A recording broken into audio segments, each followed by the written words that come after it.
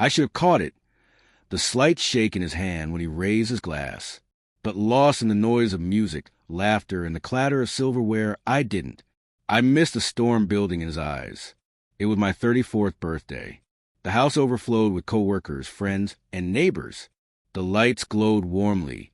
Champagne poured freely, and I was at the center of it all, smiling, posing for pictures, basking in the spotlight. Daniel, my husband, lingered at the edge of the crowd, quieter than usual. I brushed it off. That was him, reserved, observant, more comfortable watching than joining in. Then came the laughter. It started with Greg, my coworker, tossing out a playful jab at Daniel. The kind of joke meant to sound harmless, but laced with something sharper. He called him the quiet +1. Soon, others piled on.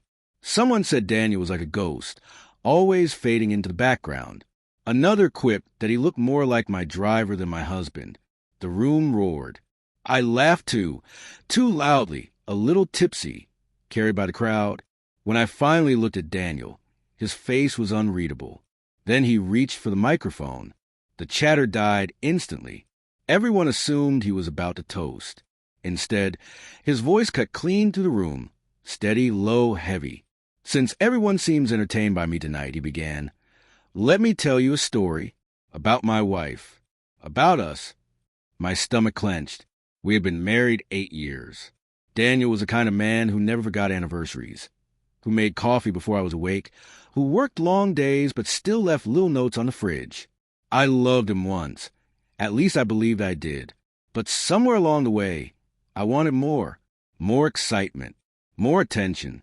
More spark. That's how Greg slipped in. Charming, daring, everything Daniel wasn't.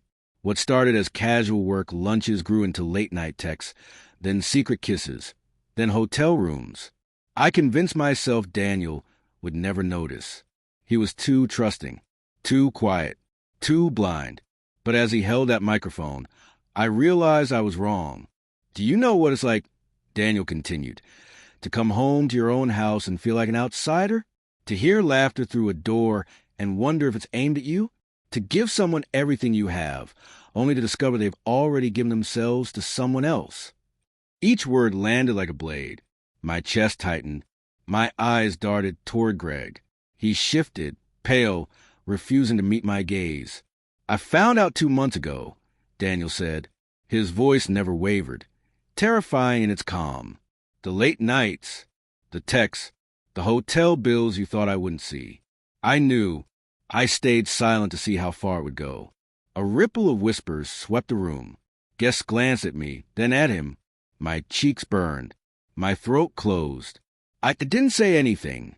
Daniel's eyes locked on mine, because I wanted to believe the woman I married wasn't capable of this, that she hadn't betrayed me so completely. I wanted to shout, to deny, but the weight of his stare left me frozen. Then he turned to the crowd. And tonight you laughed at me. You laughed at the man who has been deceived, humiliated, and broken in his own home. The silence was crushing. Even the music had stopped. I'm done being your joke, Daniel said. This is the last party I'll ever throw for her. Tomorrow, I'm filing the papers. I won't live another day being laughed at in my own house. The floor seemed to tilt beneath me. My wine glass slipped, shattering into pieces that echoed through the stillness. Daniel, wait. My voice cracked, small and weak, but he had already set down the microphone. He didn't look back. He didn't wait for applause. He just walked out, past Greg's ashen face, past me, past everyone, until the front door slammed shut with sound that seemed to last forever. The rest blurred. Whispers rose like smoke. Guests slipped away awkwardly. Greg vanished without a word. The birthday cake sat untouched. Its candles melted to nothing. By the time the last person left, the house was silent. Empty. I sank to the floor, staring at the glass shards, realizing my marriage had shattered just as easily. The days after were a haze.